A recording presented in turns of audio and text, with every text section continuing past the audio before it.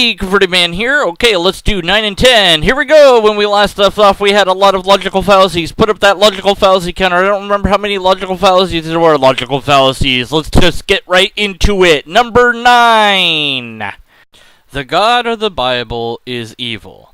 A God who allows so much suffering and death can be nothing but evil. This criticism is voiced in many different ways. No, I didn't screw that sentence up. It's written that way. This criticism is voiced in many different ways. For me, this is one of the most legitimate arguments against the existence of a good God. The fact that there is suffering and death is the strongest argument against the belief in an all-powerful, all-knowing, all-loving God. If suffering and death exist, it seems to suggest one of two things. Either God is love, but he is not all-powerful and cannot stop suffering and death, or God is all-powerful, but he does not care for us. Or it could mean that God is not all-knowing and doesn't know about what's going on, or that it is semi-powerful, but not all-powerful, not all-loving. Maybe it only loves certain people, or it could mean any combination thereof of those ideas, or it might mean that God doesn't exist. How about that as a possibility? I devoted a separate article addressing this problem, but let me deal here with the problem inherent in the criticism itself. The argument takes its pre-assumption that good and evil are real, that there is an ultimate standard of good and evil that supersedes mere fanciful ideas about what good and evil at a given time in our ethical evolution, as it were. If there is not a real existence, an ontological reality of good and evil, then the charge that God is evil because of this or that is really nothing more than I personally don't like what I see in the world, and therefore a good God cannot exist. I like what C.S. Lewis said on a similar matter. Quote, "There is no sense of talking of becoming better if better simply means what we are becoming. It is like congratulating yourself on reaching your destination and defining destination as, quote, the place you have reached, end quote, end quote." Okay, first and foremost, this is a giant red herring, because it no longer is addressing the question, the complaint, the argument at hand. It's going off on a completely different tangent that seems similar to it, but isn't. Oh, well, but is good and evil even really actually real? Unless they're actually real, then the whole idea that you're saying doesn't really matter. So that sounds like part of the problem, but it's not. Then, of course, we have an appeal to authority, C.S. Lewis, and I would even say the wrong authority. He's just an author. He wrote some good books. He wrote some bad books. He said some stuff. I don't care. But let me address, anyways, the core of this response and its problem. Let's say that good and evil are things, real things, and that doesn't mean anything beyond that good and evil are real things, by the way. Then the charge still stands that God is evil. So all your playing around with this giant red herring of, well, but is good and evil real? And if you say that good and evil are real, then God's real, blah, blah, blah. Okay, fine. God's still evil. Now what? Didn't really fix the problem. Didn't really solve the issue at all. So, what's your point? There is none. There is no point in this. It is a red herring. It is meant to distract from the true problem that any God, forget about just the God of the Bible, but any God that cared about us and had some ability to do something would sit back and do nothing as people suffer and die needlessly. Now, of course, there are apologetics that, well, there's a great giant plan for all of this that we don't know about. God is mysterious or whatever, which is really just saying the ends justify the means. If I torture you for a year and then give you a nice, beautiful mansion and cars and money to live off of the rest of your life, did that mean that the torture was okay? Are you going to be my friend after that? I don't think so. I really don't think so. I don't think that you would be like, oh yeah, it's fine that you tortured me for a year. It's just, we'll be the best of friends because he gave me all this cool stuff. No, humans just don't work that way. So all the let's look at somebody, say, from an impoverished country who is starving to death, who has been born starving to death, and dies starving to death without ever hearing anything about God. Well, if the Christian God is true, and some certain doctrines of the Christian God are true, well, they're going to hell because they didn't believe in God. Oh, well, but they knew God existed in their heart. Well, yeah, maybe they did, but because they were so focused on being hungry, maybe that was impossible for them to acknowledge. And so because of that, they didn't do the right, exact, special, magical thing that they had to do. And so they go to get tortured forever and ever. So what the bleep was the point of their existence at all in that scenario? What in the world possibly good could come out of a human that was created solely to suffer their entire life, then to die, and then to suffer for all of eternity? There's no good that can come out of that. None at all. What is tricky for the atheist in these sort of debates is to steer clear of words loaded with religious overtones. It's weird for someone who does not believe in ultimate good and evil to condemn God as evil because he did not achieve their personal vision of good. So the initial criticism is sound, but it is subversive to the atheist staging ground. If one is going to accept good and evil as realities, he is not in a position to fully reject God. Instead, he is more in a position to wrestle with the idea that God is good. The struggle is applauded in the Orthodox Church. After all, the very word God used for his people in the Old Testament, Israel, means to struggle with God. We've got 3 straw men and a non sequitur. Does not follow. So the straw men are that the atheist has to steer clear of words loaded with religious overtones. That's not really true because these words are neutral. You're the one pretending that they have religious overtones. The other straw man is that the atheist does not necessarily believe in ultimate good or ultimate evil. And the last straw man is that it's subversive to the atheist staging ground because, again, that assumes that the atheist doesn't think that there is a good and or evil.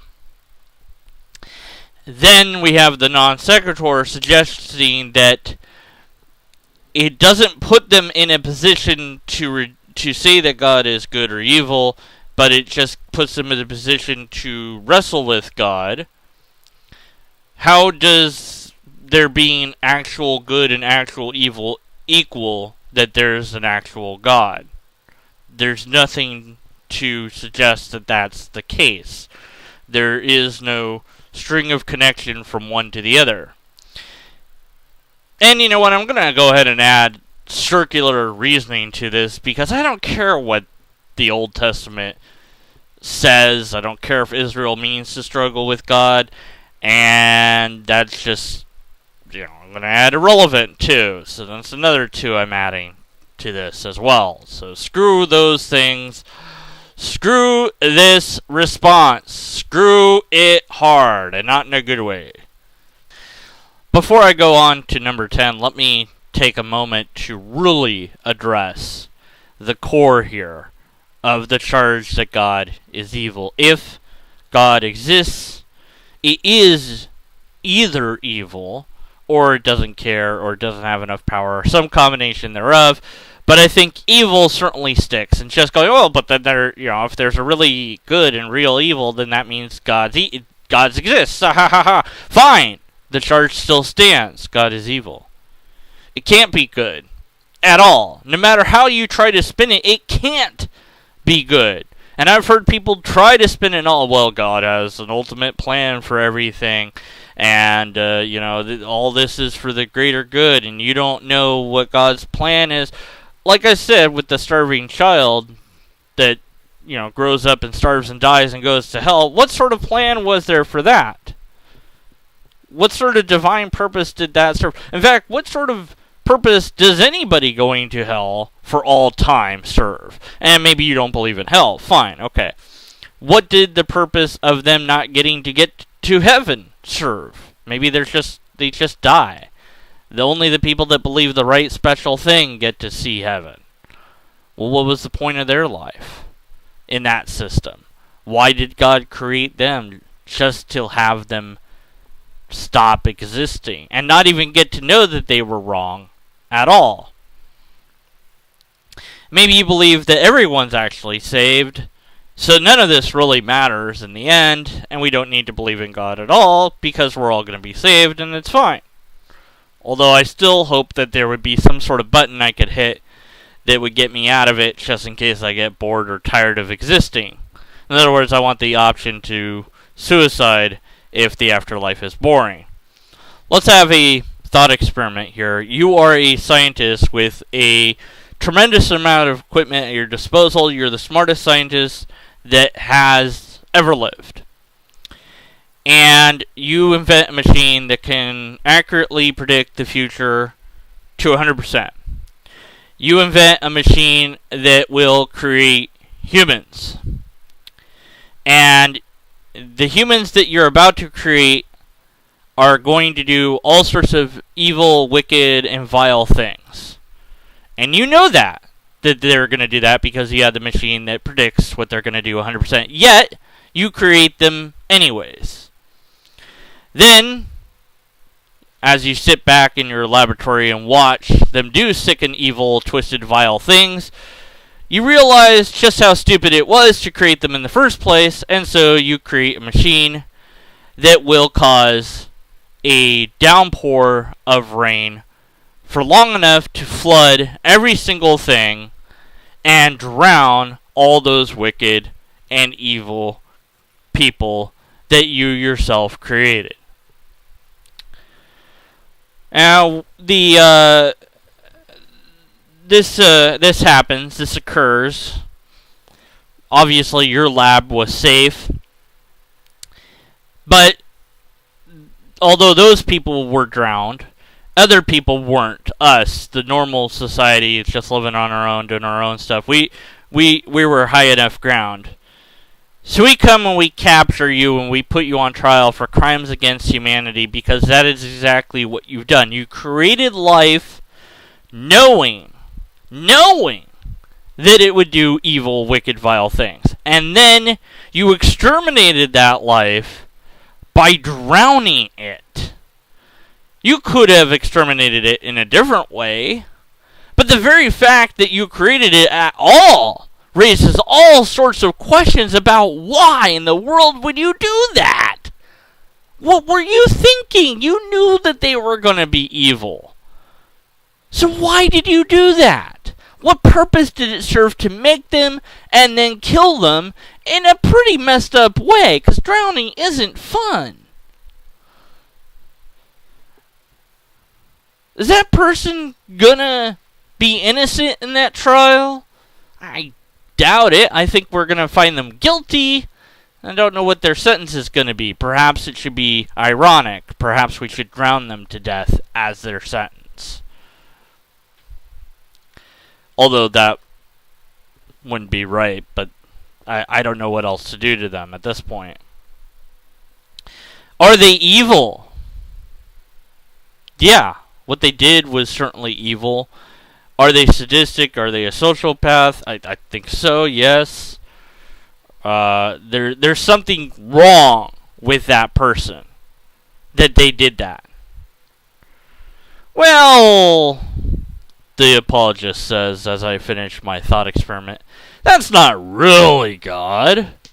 God didn't create those people. He allowed those people to exist. But it's the same problem. Same problem. But those people had free will. How did they have free will? God knew, and even if they do have free will, God still knew what they were going to choose to do with that free will. So why let them exist in the first place? And why kill them in such a awful manner? Why not just poof them out of existence, or in the scientist scenario, find some better way to make it so that they die? Or how about this? Invent a machine that makes them good. No. All of that is off the table as choices, because that's not how the story goes. But my analogy, of course, the apologist will say, is flawed in some way, shape, or form. Because that's not really why God did any of that. But it is. God allowed people to come into existence that it knew were going to be evil, and then drown those people to death. And then this isn't the first time in the Bible, or the last time, that God allows people to come into existence and kills them directly, if not indirectly, or has them killed by other people.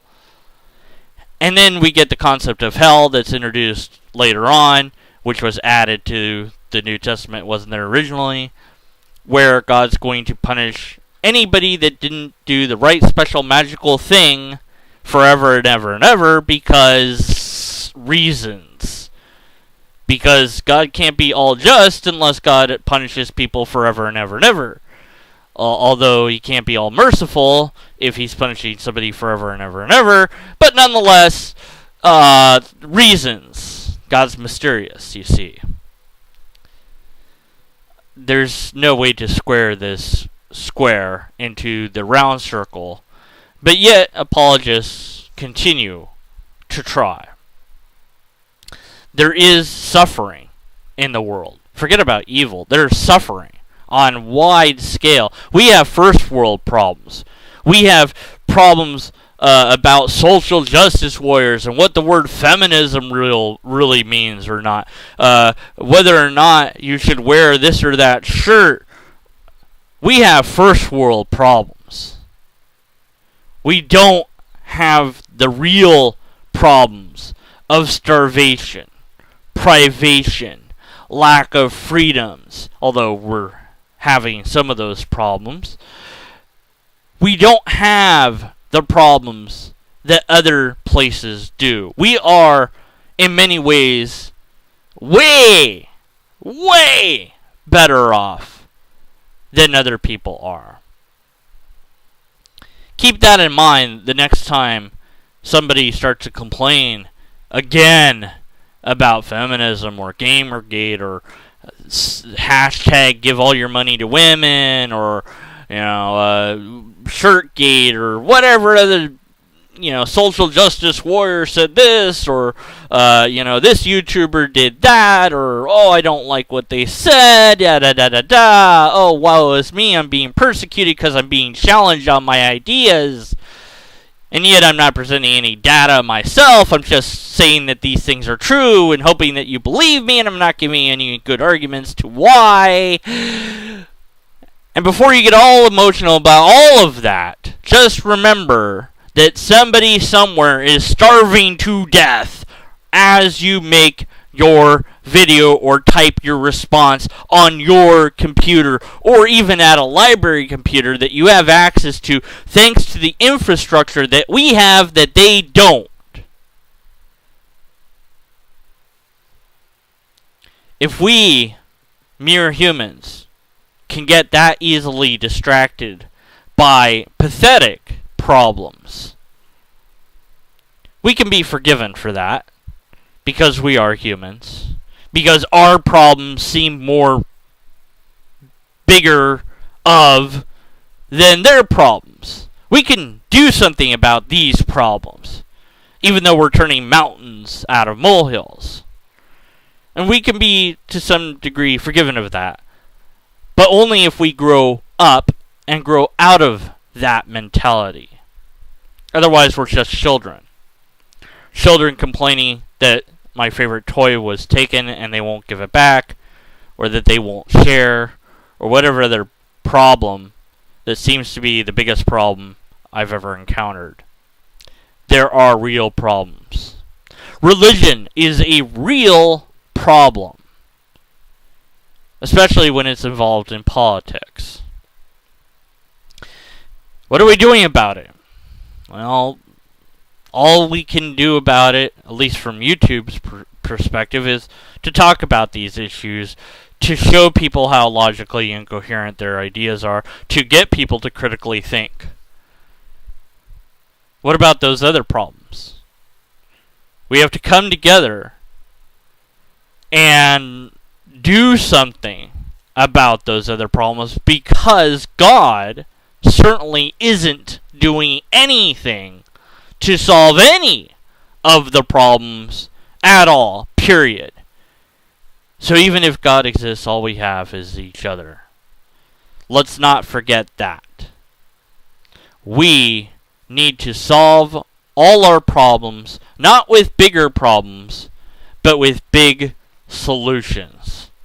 And we're the only ones that can come up with those solutions, act upon those solutions, because we're the only ones that will and do care about the real problems that the real world is facing all the time. Number 10. Evolution has answered the question of where we came from. There is no need for ancient myths anymore. This might be the most popular attempted smackdown of religion in general today. It is found in many variations, but the concept is fairly consistent, and it goes something like this. Science has brought us to a point where we no longer need mythology to understand the world, and any questions which remain will eventually be answered through future scientific breakthroughs. The main battleground where the criticism is seen today is evolution versus creationism debates. Let me say up front that there is perhaps no other subject that bores me more than evolution versus creationism debates. I would rather watch paint dry. And when I'm not falling asleep through such debates, I'm frustrated because usually both sides of the debates use large amounts of dishonesty in order to gain points rather than to gain the truth. The evolutionist has no commentary whatsoever on the existence of God, and the creationist usually suffers from profound confusion in their understanding the first few chapters of Genesis. Let me pause here. Well, we have three irrelevancies here, because it doesn't matter how you feel about such debates, which you complain about 3 different times. And then we have a poisoning of the well in saying that both sides use dishonesty. And then we have a straw man on that the evolutionist has no commentary whether or not God exists. That's not the point of evolution versus creationism debate. The point is to show that the creationist is completely and utterly wrong in every single shape, size, matter, possible thing of that you can think straw man, blah, lobster exists, that they could be. Wow, that sentence went wrong fast. And they have mounds of data to support them. The creationist has nothing. That's the point of those sort of debates. The creationist is wrong. The evolutionist is right. And it isn't about God. Period. But creationism is nothing but God. And that, too, is part of these sort of debates, is to prove that point. Because we don't want and don't need creationism anywhere near our schools at all, period. It needs to die as an idea. It is philosophically vapid, it is scientifically inaccurate, and we need to just kill it. Burn it with fire, metaphorically speaking. That's the point of these debates. So your straw man is straw man. And moving on. So, without entry into the most pathetic debate of the ages, bereft of all intellectual profundity, I'll only comment on the underlying idea that science has put Christianity out of the answer business. Science is fantastic if you want to know the gauge wire is compatible with a 20 amp electric charge, how agriculture works, what causes diseases, and how to cure it, and a million other things. But where the physical sciences are completely lacking is in those issues most important to human beings. Truly essential ideas. What does it mean to be human? Why are we here? What is valuable? What does it mean to love, to hate? What am I to do with guilt, grief, sorrow? What does it mean to succeed? Is there any meaning? And what does meaning mean? And of course, is there a God, etc. ad infinitum? Oh, bleep. Look at this. You've broken the logical fallacy counter. Look at it. You've broken it. What am I supposed to do now? It's completely broken. Maybe I can fix it. Maybe. Let me try. So, he'll only comment on the underlying idea that science has put Christianity out of the answer business. That's not what the argument was, so straw man, there's one. Then he talks about how wonderful science is, which I agree with, so I have no issue with any of that. Then he goes on to an irrelevancy that science is lacking in ideas that are important to human beings, which is also special knowledge, because he doesn't and can't know what ideas are most important to all human beings at all times. He goes on with a half-truth with does it mean to be human. Science can classify what a human is, but maybe he's talking about what does it mean to be a human, which is philosophical. So, of course, science doesn't deal with philosophy.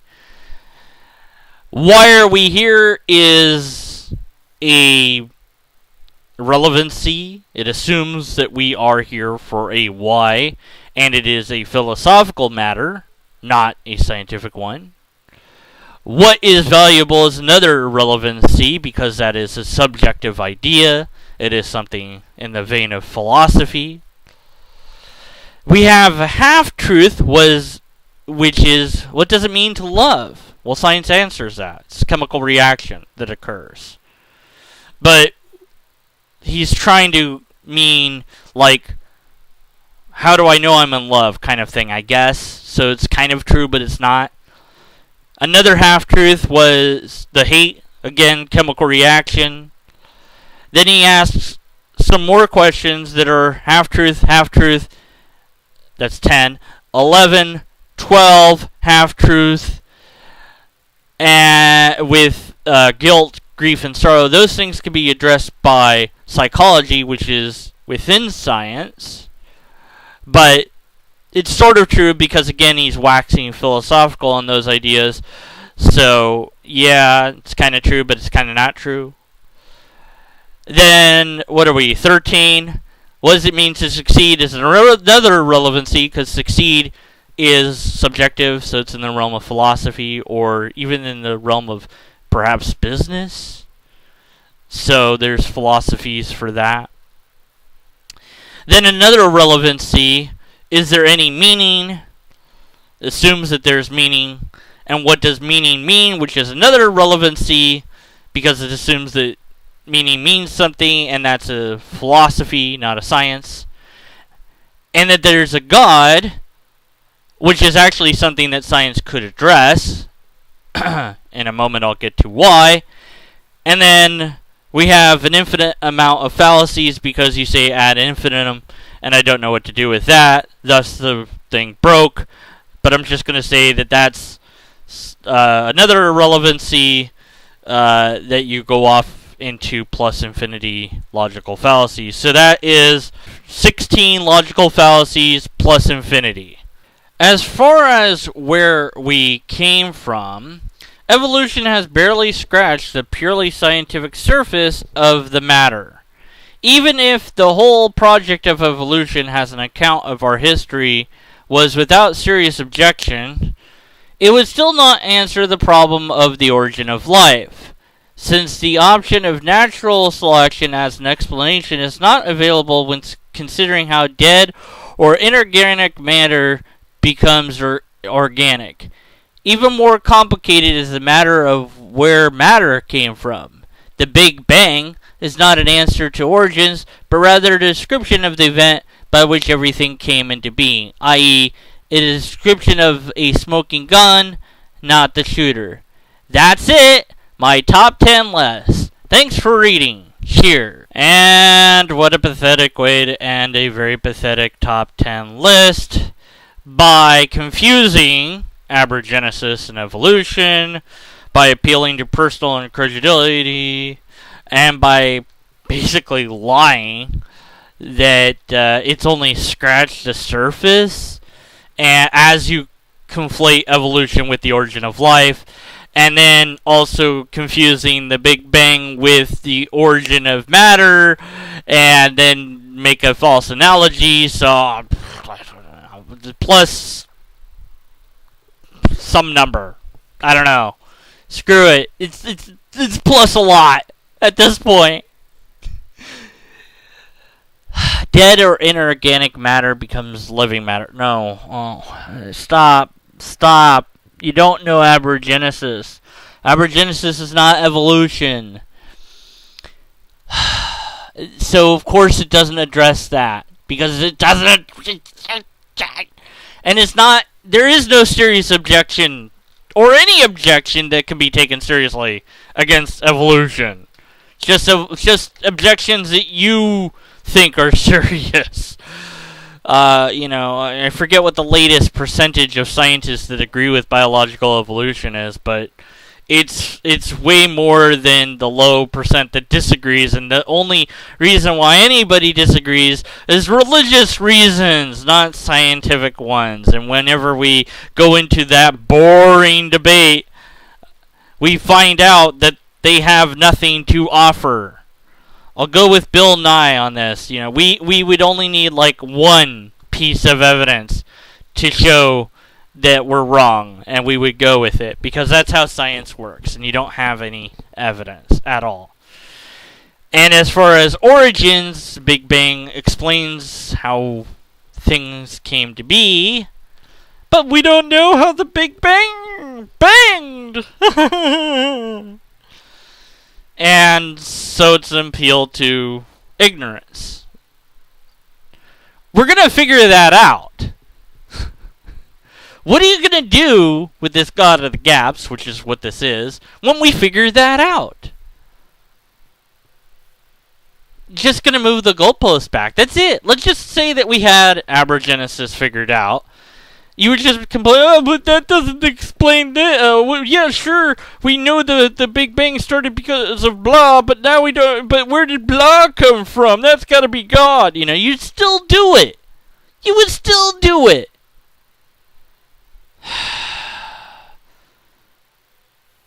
I don't know. It's typical from apologetics to go down this rabbit hole, confusing evolution, abrogenesis, complaining that we don't have all the answers yet, when the entire point is that we're going to get those answers.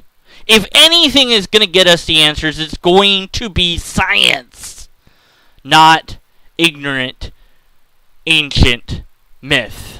And forget about the ignorant or ancient part, we're not going to get any answers from myth at all. Period. Especially when that myth is completely and utterly untestable, undemonstratable, and has zero logical, coherent arguments to back it up. There's no need for your stories of where we came from. We know where we came from. We know so much more than the writings of the Bible could ever give us. And back to the point that I had put to the side earlier, which is that science could find God. If God exists at all, science could find it. Now, theists will put the goalposts so far away from that we could never find God even if God was real. That God exists beyond the universe, beyond space and time. Whatever that means, which to me doesn't mean anything at all, because you haven't proven that those things exist at all, nor have you explained how something could exist without a place to exist in, how a thing could do anything if there's no time to do it in. But nonetheless, if there was something, it would have to, at some point, interact with the physical universe, and we would find some hint of that, I would think. And if it is so mystical and magical that it has interacted with the universe in such a way that it can't be detected by our science at all, then why posit it as an idea at all? We have no need of the God hypothesis anymore. And so, let me conclude by saying this. We have no empirical evidence nor repeatable tests for any of the claims he has made. In short, we have no scientific reasons to believe anything that he has said in this entire article. That leaves us with a logically coherent argument. According to my count, which I lost count of towards the end, we have more than enough logical fallacies to conclude that his conclusion is one that we must be skeptical of. And unless and until we have a logically coherent argument or some sort of other reason to not be skeptical, we must be skeptical of his conclusions. Thanks for listening. Cheers.